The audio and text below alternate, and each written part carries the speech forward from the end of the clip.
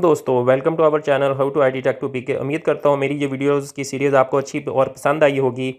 नई मालूमात मैं आपको बताता हूँ कि जब आप ये फ़ोन आपने ख़रीद चुके हैं तो फ़ोन ख़रीदने के बाद जिन बातों का आपने ध्यान रखना है वो इसमें आपने एंड्रॉयड में आपको गूगल अकाउंट, जीमेल अकाउंट लगाना पड़ता है। जीमेल की जो आईडी है वो आप एक ही रखें और उसका एक पासवर्ड और जीमेल आईडी जो है उसको किसी कॉपी पे या अपनी नोटबुक में किसी पेज के ऊपर लिख कर उसका पासवर्ड और जीमेल आईडी को अपने पास रखें और उसका जीमेल आईडी खुद ही बनाएं, कोशिश करें खुद बनाएं और यूट्यूब के अगर ऊपर उससे वीडियो देख लें कि आपको किस तरह से जीमेल आईडी बनाई जाती है। जीमेल आईडी अपने जो मोबाइल नंबर है उसके ऊपर बनाएं, ज़्यादा अच्छा होता है। वो रिकवरी का ऑप्शन भी होता है, रिकवर हो जाती है।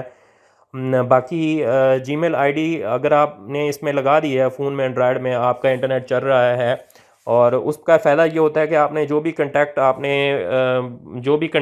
आपने सेव किए होते हैं एंड्रॉयड फ़ोन के अंदर, जब आप फ़ोन को अपना सेल करना चाहते हैं तो जीमेल आईडी को आप लॉग आउट करके उसको रिमूव करके फिर दें सेट को और उसको एक दफ़ा फैक्ट्री रीसेट कर दें।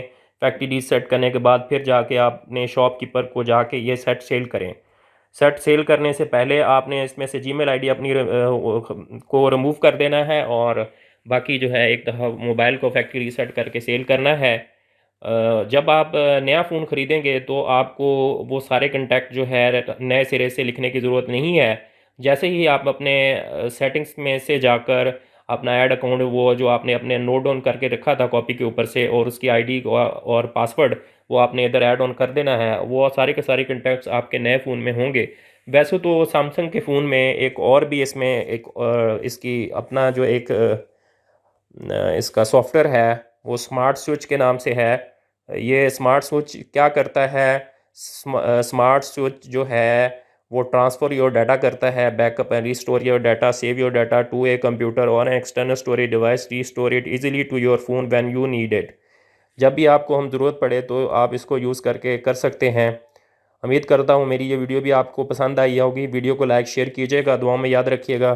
तब तक मिलेंगे किसी नए टॉपिक के साथ। अल्लाह हाफिज़।